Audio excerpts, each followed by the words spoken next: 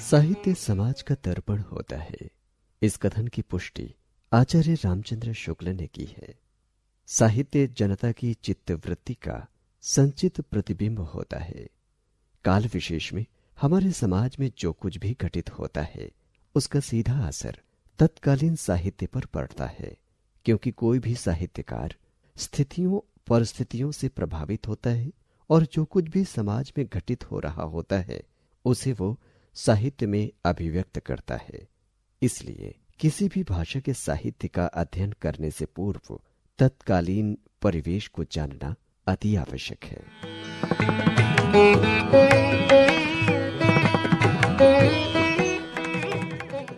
सामाजिक व्यवस्था के आधार पर समाज में कुछ परिस्थितियां विशेष रूप से प्रभावकारी सिद्ध होती हैं, जैसे राजनीतिक परिस्थितियां, धार्मिक परिस्थितियां, सामाजिक और सांस्कृतिक परिस्थितियां।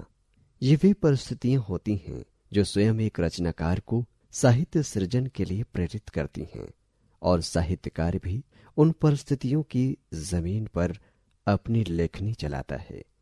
जहां तक बात आदिकालीन परिस्थितियों की है, तो आदिकाल के आदि और अंत दोनों के बीच का जो दौर था वो राजनीतिक दृष्टिकोण से उथल पुथल वाला था। धार्मिक दृष्टि से भी साधारण जन समुदाय तमाम आशंकाओं और भ्रमों से ग्रसित था। परिणाम स्वरूप सामाजिक एवं सांस्कृतिक परिस्थितियां भी उन्हीं के अनुरूप अपना स्वरूप धारण करती चली गईं। समाज में चारों ओर भय व्याप्त था और जनता शासन एवं धर्म दोनों ओर से असहाय होती जा रही थी। वहीं भारतीय संस्कृति, जो मूल रूप से हिंदू संस्कृति का परिचायक थी, पर अचानक हुए मुस्लिम संस्कृति के प्रहार का असर भी साहित्य पर पड़ रहा था।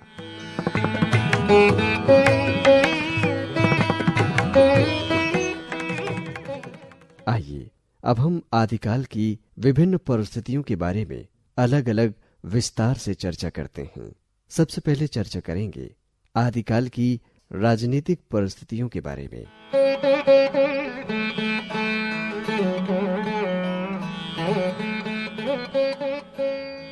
जैसा कि हिंदी साहित्य का आरंभ ईसा की 8वीं शताब्दी के मध्य से माना जाता है, राजनीतिक दृष्टि से यह समय हलचल का दौर था। यही वो काल था जब भारतीय राज्य व्यवस्था की केंद्रीय सत्ता विखंडित होने लगी थी। अंतिम वर्धन सम्राट हर्षवर्धन के शासनकाल तक देश में केंद्रीय सत्ता विद्यमान थी, किंतु हर्ष के समय से ही उत्तरी भारत पर यवन शक्तियों के आक्रमण आरंभ हो गए थे। सम्राट हर्ष ने उन आक्रांताओं का दृढ़तापूर्वक सामना किया, किंतु उनसे लड़ते हुए धीरे धीरे उसकी शक्ति क्षीण होती चली गई और 647 ईस्वी में वो वीर गति को प्राप्त हो गया। परिणाम स्वरूप देश छोटी छोटी रियासतों में बंट गया और इसके संगठित सत्ता के अभाव के कारण गुर्जर, तोमर, राठौर, चौहान, चालुक्य, चंदेल, परमार, गाहड़वार आदि छोटे छोटे राजवंश स्थापित हुए। ये वे शासक थे जो अपने साम्राज्य को विस्तार देने एवं उसकी सुरक्षा के लिए पड़ोसी शासक व आक्रांताओं से लड़ते रहते थे। इतना ही नहीं, युद्ध कौशल के प्रदर्शन को वे अपनी शान समझते थे। भोग विलासिता में तो वे इतने डूब चुके थे कि पड़ोसी साम्राज्य की कोई सुंदर स्त्री या कन्या को देखकर या उसके बारे में सुनकर उनके अंदर उसे पाने की इच्छा जागृत हो जाती। उन्हें अपने पड़ोसी रियासत के अपकर्ष और असुरक्षा की कोई चिंता नहीं होती थी। वे तो सिर्फ अपनी रियासत को ही संपूर्ण देश का दर्जा देते थे। दो पड़ोसी शासक परस्पर वैमनस्य की भावना रखते थे और दूसरी रियासतों में अपना आधिपत्य स्थापित करने हेतु युद्ध के लिए सदैव तत्पर रहते थे। फलस्वरूप उनकी शक्तियां कमजोर पड़ने लगीं और वे निरंतर युद्ध की आग में जलते हुए एक दिन विशाल इस्लाम साम्राज्य की नींव में समा गए।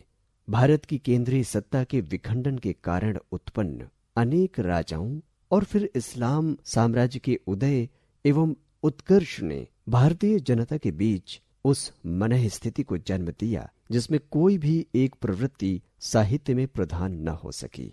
एक ओर साहित्यकार आश्रयदाता शासक का उत्साह वर्धन करता, उसकी वीरता का बखान करता और आवश्यकता पड़ने पर अपने राजा के साथ स्वयं युद्ध क्षेत्र में कूद पड़ता।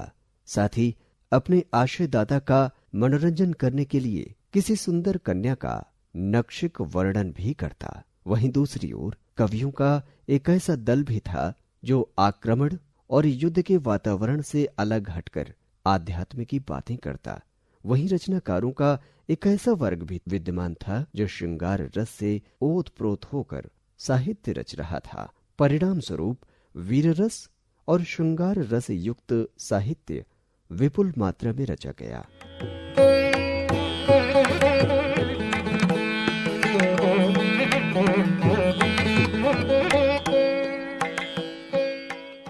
अब बात करते हैं आदिकाल की धार्मिक परिस्थितियों के बारे में।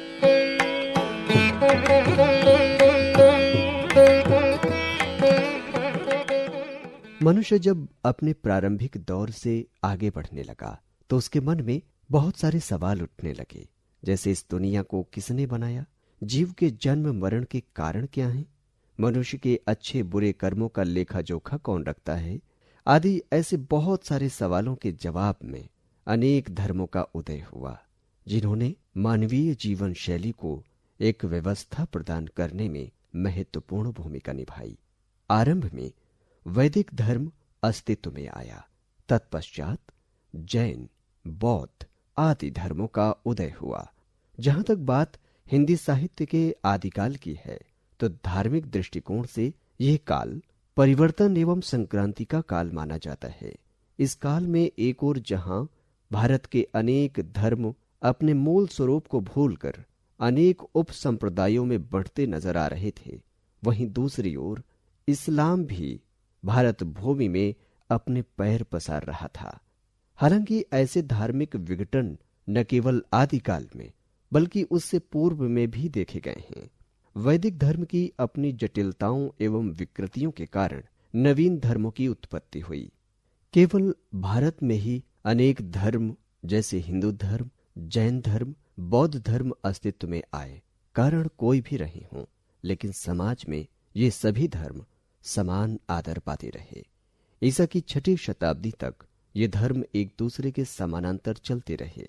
वैदिक यज्ञ, मूर्ति पूजा, जैन एवं बौद्ध उपासना पद्धतियां एक साथ चल रही थीं, किंतु 7वीं शताब्दी के आते आते उनमें विघटन की स्थिति उत्पन्न होने लगी। परिणाम स्वरूप देश की धार्मिक परिस्थितियों में एक बार फिर बदलाव शुरू हुआ। इस समय तक भारतीय समाज में वैष्णव, शैव, जैन एवं बौद्ध संप्रदाय अधिक प्रचलित थे। ध्यान देने योग्य बात यह है कि ये सभी संप्रदाय जनता के बीच अपनी छाप छोड़ने की होड़ में तरह तरह के स्वांग रच रहे थे। एक ओर शैव साधक अशिक्षित एवं भोली भाली जनता को 84 लाख योनियों का भय दिखाकर उसे निरुत्साहित करने में लगे थे, तो वहीं 7वीं 8वीं शताब्दी में बौद्ध धर्म में विकृत होकर वज्रयान संप्रदाय के रूप में देश के पूर्वी हिस्सों में अपनी जड़ें जमा रहा था। इसके अंतर्गत बौद्ध साधक तथागत बुद्ध को अलौकिक शक्तियों वाला देवता स्वीकार करने लगे। फलस्वरूप तंत्र मंत्र, जादू टोना उनकी साधना के अंग बन गए। बिहार प्रांत से लेकर बंगाल और असम तक फैले ये बौद्ध तांत्रिक सिद्ध कहलाते थे, जिन्हें लोग अलौकिक शक्ति संपन्न समझते थे। इनकी संख्या 84 बताई गई है। ये वज्रयानी साधु गुह्य साधना का प्रयोग करते थे और इन्होंने पंच मकार, मध्य, मांस, मैथुन, मत्स्य एवं मुद्रा की साधना को अपना रखा था। आचार्य रामचंद्र शुक्ल बताते हैं, ऊंच नीच कई वर्ण की स्त्रियों को लेकर मद्यपान के साथ अनेक विभत्स विधान वज्रयानियों की साधना के प्रधान अंग थे। सिद्धि प्राप्त करने के लिए किसी स्त्री का, जिसे शक्ति योगिनी या महामुद्रा कहते थे, योग या सेवन आवश्यक था। इसमें कोई संदेह नहीं है कि जिस समय मुसलमान भारत आए उस समय देश के पूर्वी भागों बिहार, बंगाल और उड़ीसा में धर्म के नाम पर दुराचार फैला था।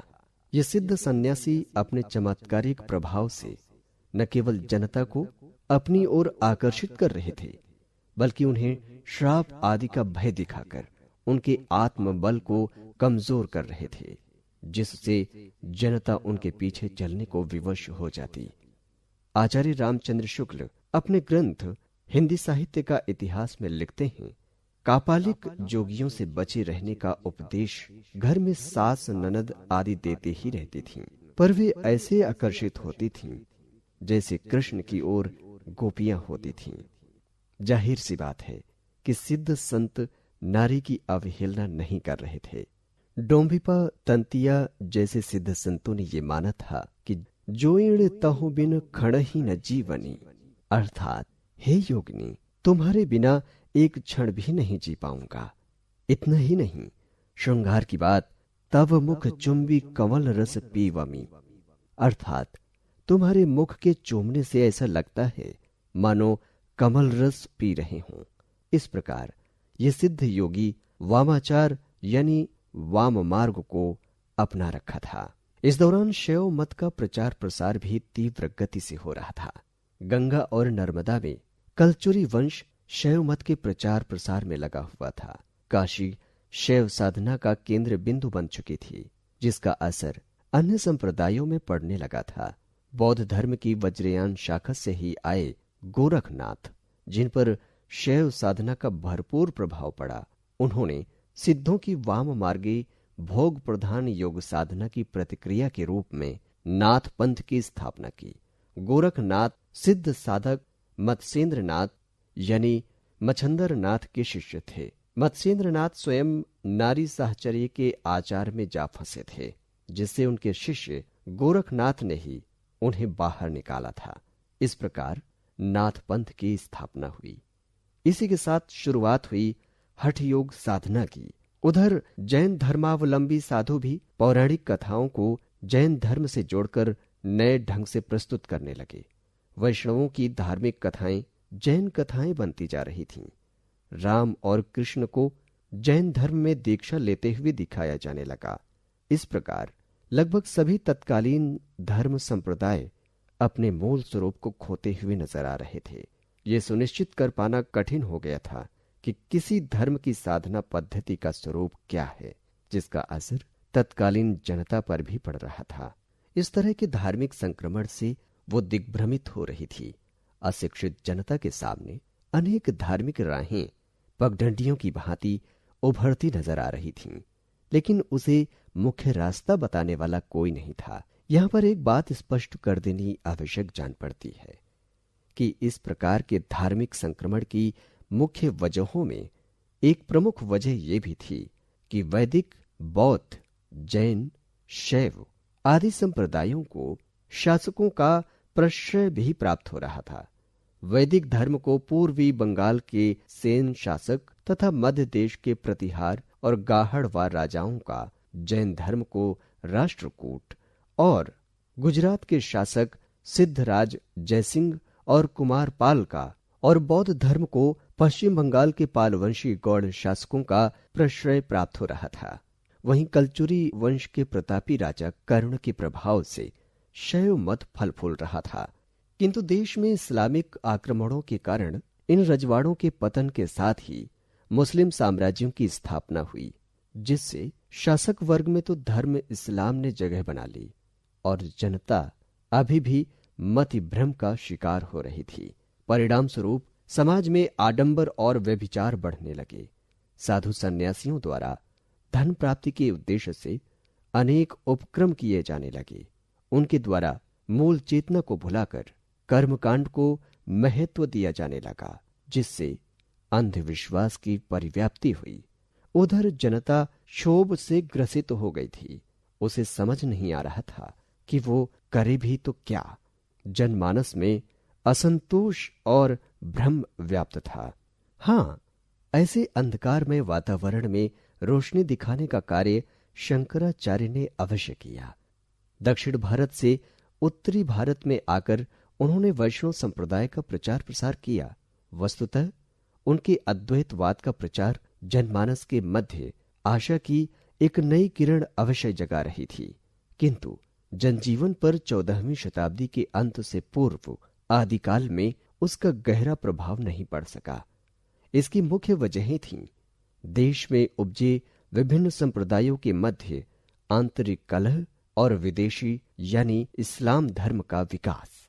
किंतु शंकराचार्य का ये अद्वैतवाद भक्ति काल के लिए एक बीज का कार्य करता है, जो 14वीं शताब्दी के बाद भक्ति की अजस्र धारा का प्रवाह करता है। निष्कर्ष रूप में हम यह कह सकते हैं कि आदिकाल की धार्मिक परिस्थितियां अत्यंत विषम एवं असंतुलित थीं। तत्कालीन धर्म एवं संप्रदाय अपने मूल स्वरूप को खोकर अनेक खंडों में विभक्त हो रहे थे। जनमानस पर गहरा असंतोष, क्षोभ एवं भ्रम व्याप्त था। परिणाम स्वरूप कवियों ने धार्मिक विखंडन एवं हठयोग संबंधी साहित्य रचा।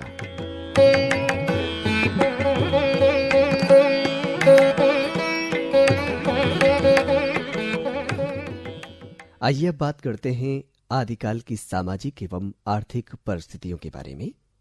आदिकालीन समाज में तत्कालीन राजनीतिक एवं धार्मिक परिस्थितियों का प्रभाव भरपूर मात्रा में पड़ रहा था। शासक वर्ग हमेशा युद्धों में व्यस्त रहते थे। कभी राज्य विस्तार के लिए युद्ध, तो कभी दूसरे राज्य की कन्या या स्त्री को पाने की इच्छा से, तो कभी अपनी वीरता का प्रदर्शन करने की चाह लिए युद्ध छेड़ देते, जिसमें अधिकांशतः जनता ही बुरी तरह पीसी जाती। किंतु उन युद्धकामी राजाओं का ध्यान समाज के विकास की ओर नहीं जाता। परिणाम स्वरूप सामान्य जनता असुरक्षा एवं निर्धनता का शिकार हो रही थी। उसे दोनों पहर के भोजन तक के लिए मारा मारा फिरना पड़ता था। समाज के उच्च वर्ग के लोग गरीब लोगों का शोषण करते और वे निर्धन मानो श्रम के लिए ही पैदा हुए थे। दिन भर के कठिन परिश्रम के बावजूद उसे पर्याप्त पारिश्रमिक नहीं मिल पाता था। वहीं समाज का निर्धन वर्ग असुरक्षा का भी शिकार हो रहा था। कभी उच्च वर्ग के लोग उसे प्रताड़ित करते, तो कभी पल भर में उसके परिवार की आबरू छिन जाती।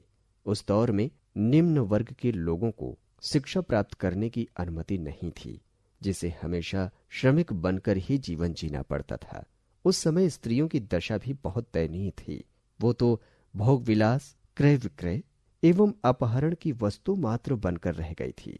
लोग अपनी लड़कियों को बुरे चरित्र एवं अपहरण आदि से बचाने के उद्देश्य से उनकी शादी कम उम्र में ही कर देते थे, जिसने बाल विवाह जैसी कुप्रथा को जन्म दिया।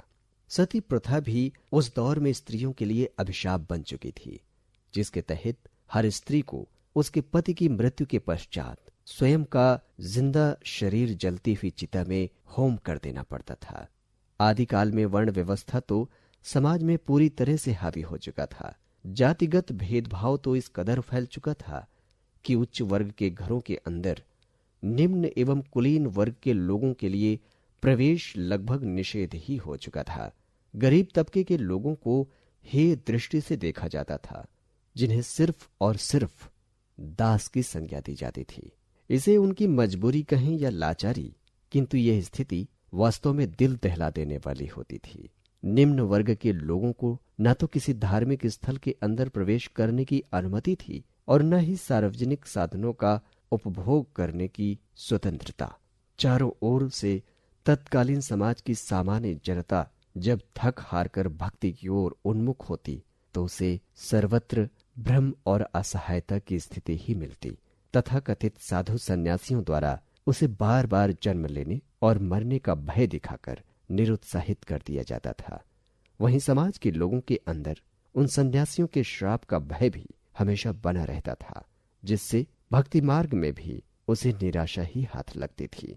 सामान्य जनता योगियों के कुचक्र में आसानी से फंस जाती, जिससे निकलना मुश्किल हो जाता। तरह तरह के जादू टोना, तंत्र मंत्र, पूजा पाठ एवं जप तप भी निर्धनता, महामारी एवं युद्धों से उन्हें बचा नहीं पाते। इस प्रकार की विषम सामाजिक परिस्थितियों में जीने वाली जनता के सामने सर्वत्र अंधेरा ही दिखाई पड़ता था। ऐसे में मुस्लिम संस्कृति उनके सामने एक अवसर बनकर उपस्थित हुई, जिसमें सभी लोग एक साथ नमाज पढ़ सकते थे। मुस्लिम धार्मिक स्थलों के दरवाजे सभी के लिए खुले थे। इसी कारण उस समय निम्न वर्ग के लोग धर्मांतरण करने में यकीन करने लगे और अपना धर्म त्याग कर मुस्लिम धर्म को अपनाने लगे। निष्कर्षतः हम ये कह सकते हैं कि आदिकालीन समाज में स्थितियां सामान्य जनमानस के एकदम विपरीत थीं। लोग चारों ओर से थक हार कर निराशा का जीवन यापन करने को विवश थे। उस समय सामान्य जाति की नारियों के लिए पुरुष का जीवन और मृत्यु दोनों ही भयावह घटनाएं थीं। एक तरफ लोग युद्ध, महामारी, निर्धनता एवं छुआछूत के शिकार हो रहे थे, तो वहीं दूसरी ओर समाज में ढोंगी साधुओं का आतंक फैला हुआ था।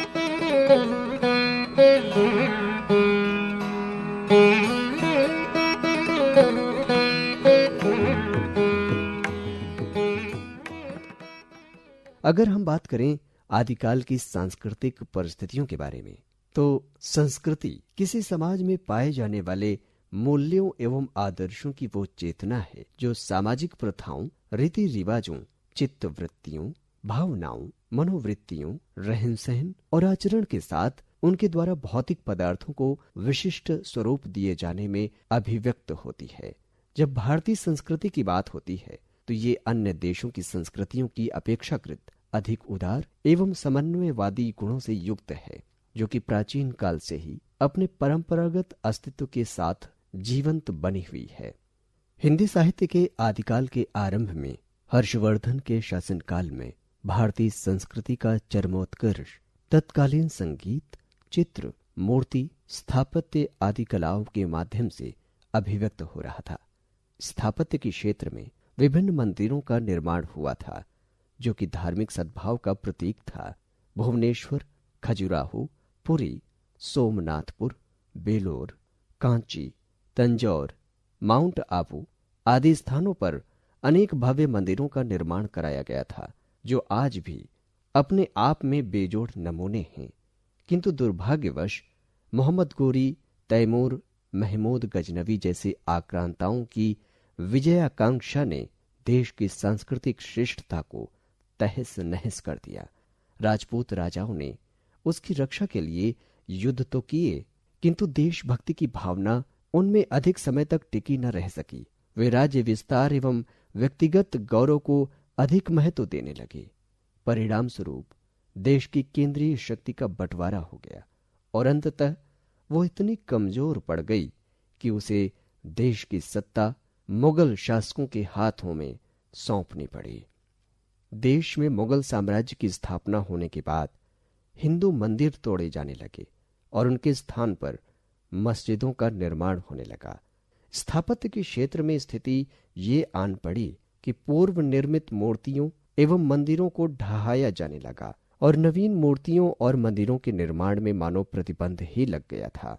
परिणाम स्वरूप भारतीय स्थापत्य में भी मुस्लिम संस्कृति का भरपूर असर दिख रहा था। ऊंची मीनारें, दरवाजे, मस्जिद आदि इसी काल की देन हैं। त्योहार, परिधान, आहार विहार, शादी समारोह, मनोरंजन, भाषा आदि में मुस्लिम संस्कृति का रंग स्पष्ट रूप से दृष्टिगोचर होता है। हाँ, इस्लामी संगीत के माध्यम से भारतीय संगीत को विस्तार जरूर मिला। भारतीय संगीत में कुछ नए वाद्य यंत्र जुड़े, जैसे सारंगी, तबला, अलगोजा आदि, किंतु गायन, वादन एवं नृत्य पर भी मुस्लिम या इस्लामिक संस्कृति की छाप मिलती है। जैसे जैसे देश में मुस्लिम सत्ता की नींव मजबूत होती जा रही थी, वैसे वैसे भारतीय संस्कृति में इस्लामिक संस्कृति का प्रभाव बढ़ने लगा था। चाहे वो संगीत, नृत्य और वादन हो या फिर स्थापत्य कला, चित्रकला, धर्म, भाषा, पहनावा, उत्सव आदि हो, सभी में मुस्लिम संस्कृति का रंग छाने लगा था। दरअसल हिंदी साहित्य के आदिकाल में भारतीय संस्कृति का चरमोत्कर्ष, फिर पतन एवं मुस्लिम संस्कृति के स्वर्ण शिखर स्थापित होने लगे थे। ये काल दो संस्कृतियों, वैदिक संस्कृति एवं इस्लामिक संस्कृति के बीच संक्रमण का काल माना जाता है। यानी कि आदिकालीन भारतीय संस्कृति में एक मिश्रित रूप देखने को मिलता है, जिसके मूल में एक तरफ वैदिक, बौद्ध एवं जैन संस्कृतियां हैं और दूसरी तरफ इस्लामिक संस्कृति।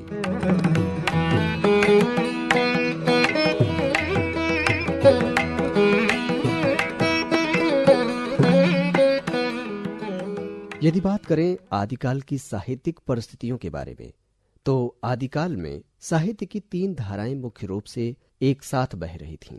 पहली धारा संस्कृत साहित्य की थी, जो कि राजाश्रित थी, अर्थात संस्कृत साहित्य इस काल तक आते आते केवल राज दरबार तक सीमित हो चुकी थी। इस काल में शंकर, कुमारिल भट्ट, भास्कर, रामानुज आदि आचार्य हुए जो संस्कृत साहित्य रच रहे थे। दूसरी धारा प्राकृत एवं अपभ्रंश की थी। जैन आचार्यों ने पौराणिक कथाओं को नए रूपों में प्रस्तुत किया। उन्होंने अपनी रचनाएं संस्कृत भाषा के स्थान पर प्राकृत, अपभ्रंश एवं पुरानी हिंदी को माध्यम बनाया। वहीं तीसरी धारा हिंदी साहित्य की थी, जिसका प्रयोग परंपरागत नहीं था, बल्कि इसका उद्भव आदिकाल में ही हुआ।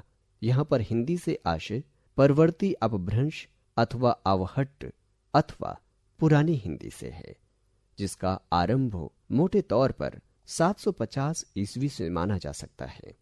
सिद्ध कवियों ने अपभ्रंश के साथ साथ लोक भाषा यानी पुरानी हिंदी में धार्मिक साहित्य की रचना की। इस प्रकार आदिकालीन साहित्य स्पष्टतः 3 वर्गों में विभक्त माना जाता है: राजाश्रित, धार्मिक और लौकिक साहित्य। सम्राट हर्षवर्धन की राजसभा तो संस्कृत के कवियों से घिरी रहती थी, किंतु उसकी मृत्यु के उपरांत जब राजपूत शासक अस्तित्व में आए और उनके अधीन छोटी छोटी रियासतें स्थापित हुईं, तो उन्होंने लोक भाषा के कवियों को आश्रय दिया, जो अपने आश्रयदाता राजा की प्रशंसा में काव्य रचते थे। आदिकाल का रासो साहित्य इसका प्रत्यक्ष प्रमाण है। निष्कर्ष रूप में हम ये कह सकते हैं कि आदिकाल में संस्कृत राजाश्रित भाषा बन चुकी थी, अपभ्रंश तत्कालीन धार्मिक काव्य की भाषा बन चुकी थी और हिंदी, जिसे उस समय लोक भाषा की संज्ञा दी जा रही थी, जनता की मानसिक स्थितियों एवं भावनाओं का प्रतिनिधित्व कर रही थी। यही लोक भाषा हिंदी आज की परिष्कृत हिंदी की नींव थी, जो तत्कालीन परिस्थितियों की प्रतिक्रिया के रूप में मुखर होती हुई वर्तमान स्थिति तक पहुंच चुकी है।